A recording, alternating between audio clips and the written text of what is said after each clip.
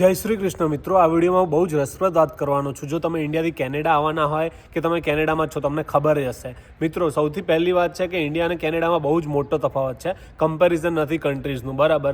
જેમ કે કેનેડાની પોપ્યુલેશન છે 4 કરોડથી 4.5 કરોડ અને ઇન્ડિયાની પોપ્યુલેશન છે 140 કરોડ. અને મિત્રો, અહીંયાના લોસ બી અલગ અલગ હશે. મતલબ કેવું કે આપણે ઇન્ડિયામાં લોસ છે, કેનેડામાં લોસ છે. હવે બહુ વધારે વાત નહીં કરું, તમને કહું કે આ વિડીયો શેના પર થવાનો છે. મિત્રો, આ વિડીયો થવાનો છે એમ્બ્યુલન્સના લો વિશે.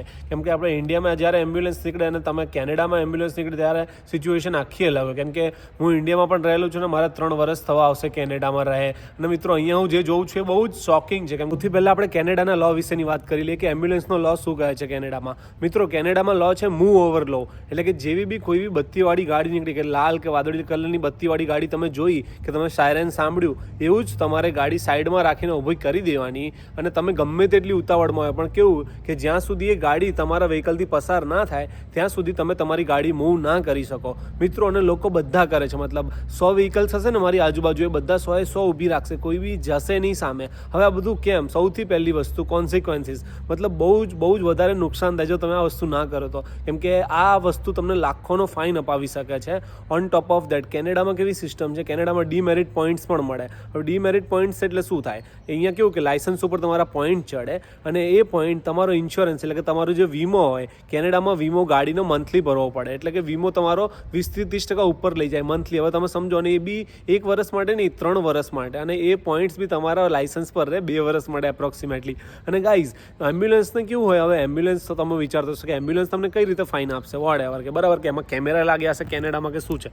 મિત્રો, અહીંયા કેવું છે કે કેનેડામાં એમ્બ્યુલન્સની આગળ પાછળ ફાયર ટ્રક્સ એટલે ફાયર બ્રિગેડના ટ્રક, પછી પોલીસની ગાડીઓ એ મોસ્ટલી હોય જ છે. અને કેવું કે આગળ પાછળ આ લોકો ફરતા જ હોય. અને કદાચ એ લોકો મતલબ પેટ્રોલ વ્હીકલમાં હોય એટલે આ લોકોને ખબર ના પડે. જે બી લોકો કદાચ ક્રોસ કરવાનો ટ્રાય કરે એ મતલબ પકડાઈ ગયા અને ફિનિશ. મતલબ એનું કેવું કે લાયસન્સ બી સસ્પેન્ડ થઈ શકે ઊભા. હવે તમે મારો જ કિસ્સો જોઈ લો. પરમ દિવસની જ વાત છે, એના માટે જ હું આ વિડીયો બનાવી રહ્યો છું. પરમ દિવસે હું મસ્ત હાઈવે પરથી આવતો તો, સિંગલ લેનનો હાઈવે હતો, મતલબ 2 બાજુ ગાડીઓ જતી હતી, બરાબર.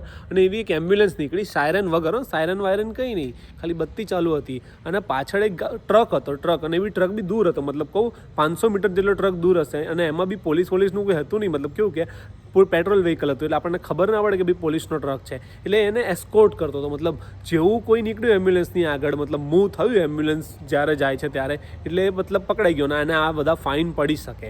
એટલે મિત્રો, આ કાયદો કેનેડામાં છે ને આ કાયદો બધા ફોલો કરે છે. કેમ કે પૈસા બધાને નથી ચૂકવવા હોતા. હવે બીજી બાજુ આપણે એક ઇન્ડિયાની વાત કરીએ, બરાબર. ઇન્ડિયામાં બી કાયદો છે, નથી કાયદો નહીં એવું નથી કહેતો હું. હવે ઇન્ડિયામાં કેવું છે કે ઇન્ડિયામાં આપણે જો એમ્બ્યુલન્સનો રસ્તો ના આપીએ, એમ્બ્યુલન્સને બ્લોક કરીએ તો એપ્રોક્સિમેટલી 10,000 રૂપિયાનો દંડ છે, બરાબર. અને 6 મહિનાની એપ્રોક્સિમેટલી જેલ પણ થઈ શકે છે. પણ હવે ઇન્ડિયામાં લેટ સપોઝ કે એમ્બ્યુલન્સ પસાર થઈ પણ આપણી પાસે મતલબ ક્યાંય જવાનો રસ્તો જ નથી હોતો. કેનેડામાં કેવું કે કેનેડામાં જે બી રસ્તાઓ છે કેનેડાના પહોળા છે. અને કેનેડામાં એક ઇમરજન્સી લેન પણ હોય. એટલે યલો કલરનો પટ્ટો હોય, એની તમે બહાર ના જઈ શકો. અને એની બહાર એટલી જગ્યા હોય કે એક ગાડીઓ આરામથી ઊભી રહી જાય. એટલે જેવી બી મતલબ કોઈ બી ઇમરજન્સી વ્હીકલ આવ્યું તમારી ગાડી સાઈડમાં કરી દેવાની, જ્યાં બી મતલબ ક્લોઝેસ્ટ હોય એવી રીતે. હવે આપણે ઇન્ડિયામાં ક્યાંય જવાની જગ્યા જ નથી. બિચારા સાયકલવાળાને બી નીકળવું તો બી તકલીફ પડે. એટલે કેવું ક્યારેક આપણા મતલબ હીરોઝ, જેમ કે કોઈ બી માણસો માનવતાના હિસાબથી એમ્બ્યુલન્સને રસ્તો કરવા ઊભા થઈ જાય છે, પોતાની ગાડીઓ મૂકી દે, પછી ટ્રાફિક સાફ કરાવે. પણ મિત્રો, આ બધી બાબતોમાં બહુ દેર થાય. હવે આપણા ઇન્ડિયામાં પોલીસવાળા પાસે મતલબ એટલો ટાઈમ નથી. મને નથી ખબર કેમ એટલો ટાઈમ નથી. કેમ કે આપણા ઇન્ડિયામાં પોલીસ તો ઘણી બધી છે અને આપણી પાસે રિસોર્સિસ પણ છે. હવે રસ્તાની વાત કરીએ તો રસ્તા બી મતલબ કેવું કે બની શકે છે, નથી બની શકતા એવું નહીં. આપણા પાસે પોપ્યુલેશન આટલી છે તો તમે વિચારો કે ટેક્સ કેટલો જતો હશે.